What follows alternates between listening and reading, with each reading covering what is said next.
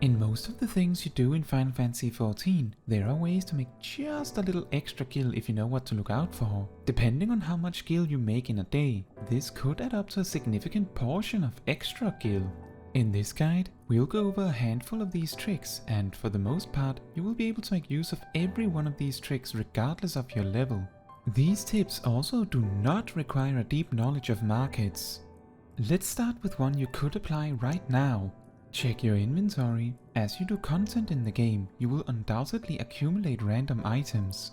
Any item that can be sold on the market board, instead of selling off to a vendor for a few gil, always swing by your retainers and check what the item is worth on your server. If the item's value is higher on the market, you can undercut the market price by as little as 1 gil or more depending on your personal preference.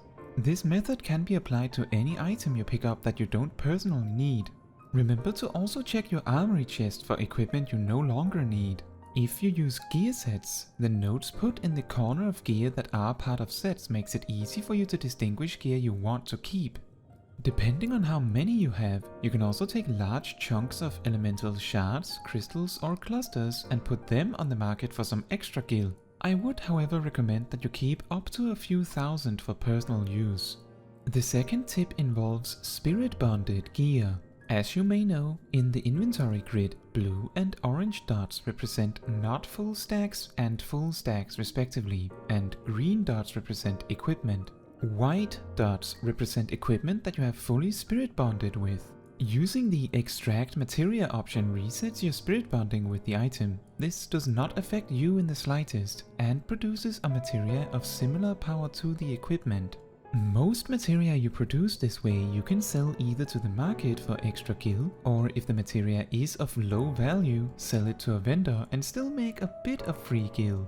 Tip number 3. If you check your challenge log, in addition to each challenge awarding a decent amount of experience, if you need experience, they also award a few thousand gil. An especially big one is that you are awarded 10,000 gil for every 5 challenges you do every week, up to 20, with the last 10 up to 30 instead award 15,000. While doing 20 or even 30 challenges sounds very daunting, especially every week, doing 5 challenges is a very easy feat if you're playing the game anyway. Multiple of these challenges can be done together, and some of them you might possibly do completely automatically. 3 dungeons through duty roulette. If you do leveling roulette every day, this comes freely. Complete 5 dungeons at all. This also adds if you're still working on the main story. Vote 5 times in player commendation. If you award someone in your party a commendation every time you do a dungeon, then this one comes freely with the 5 dungeons challenge. That's already 3. If you have crafters of high enough level that you can desynthesize equipment, then My Big Break, desynthesize 5 items, can also come easily from the 5 dungeons. And finally, if you make sure to send both of your retainers on ventures regularly, you are awarded gil for 10 ventures, 5 days of 1 venture each retainer, and 15 ventures, each retainer on a venture at least once a day, and then just 1 beyond that. All of these rewards can add up to around 25 to 30,000 gil every week from things you possibly could do anyway. And speaking of dungeons, and namely duty roulettes, tip number 4. Whenever you do roulettes as the adventurer in need, you are awarded extra stuff. The usual suspect is of course gil. Take note that the gil reward scales with your level, so lower level jobs will receive significantly less. Some adventurer in need rewards additionally include Grand Company seals, which we can also turn into money, and if you're max level, they might also award you so-called cracked antho clusters and dendro clusters. The key thing about the Adventurer in Need bonus compared to the daily bonus is that the Adventurer in Need bonus can be repeatedly earned the same day. Let's just say that 12,000 gil and a few clusters for doing the leveling roulette as a level 90 isn't half bad for the time invested.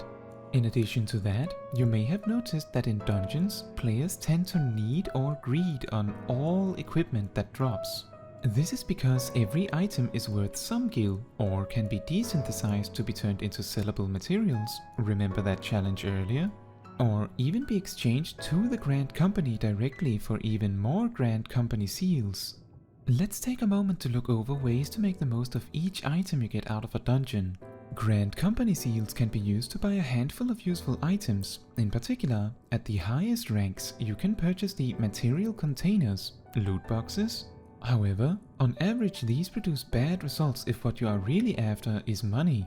At the mid-level ranks you can purchase glamour prisms and glamour dispellers. On most data centers, both of these items sell for a gil value that is at least 1 gil per company seal, or better. Take note that while dispellers tend to be more expensive, people tend to need dispellers much less frequently, so may have trouble selling these. Next, the materia you inevitably find in your dungeons can be sold on the market. The clusters you may be awarded can be exchanged for whichever materia of equal grade you would like, meaning that you can simply choose whichever one is worth the most.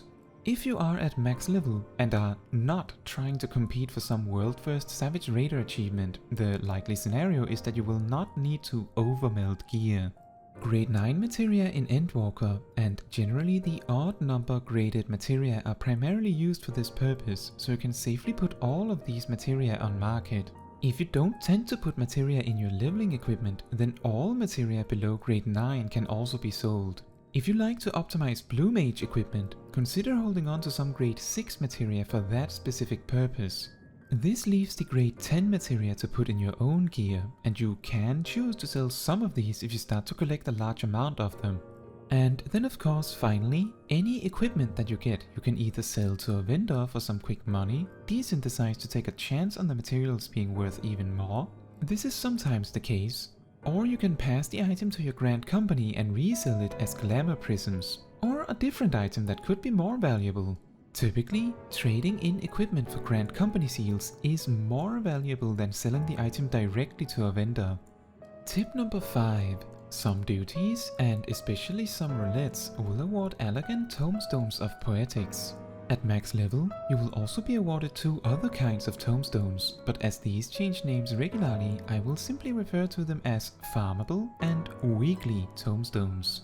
While the poetic tomestones are intended to be spent on leveling equipment to speed through old content, if you don't need any equipment, there are a few things you can purchase instead. Once you have unlocked access to Idleshare in Heavensward, you can trade 150 poetic tomestones for an unidentified ore that you then can trade for grade 3 Thanalan topsoil.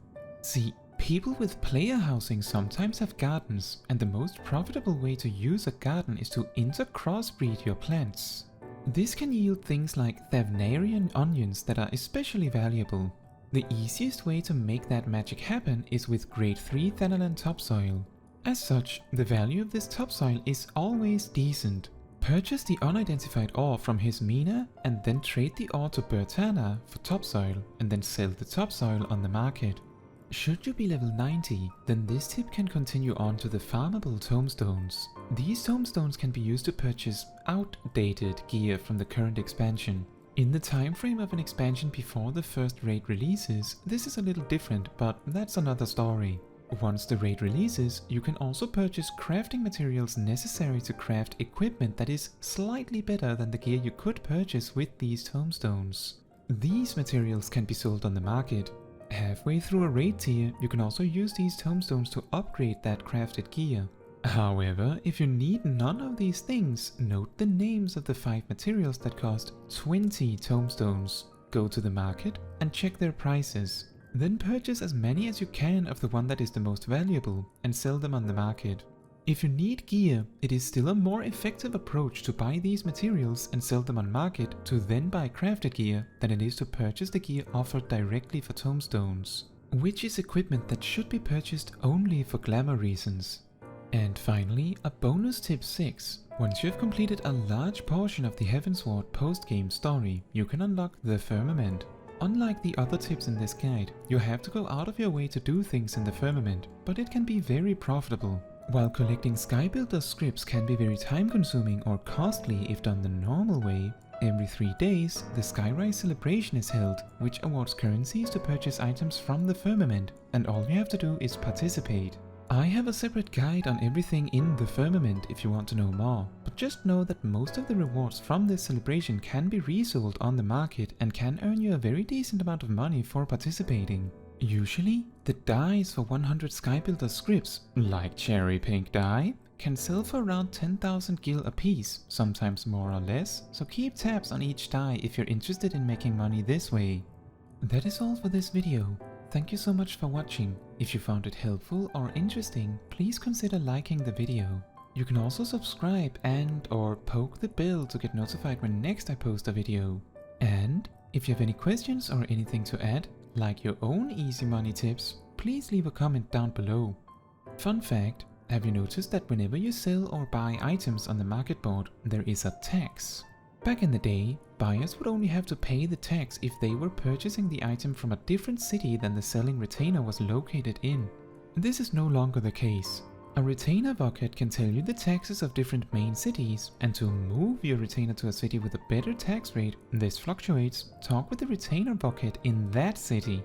This both makes you get more profit as you get taxed less, and makes your items look more enticing to buyers as they will also be taxed less. Win-win.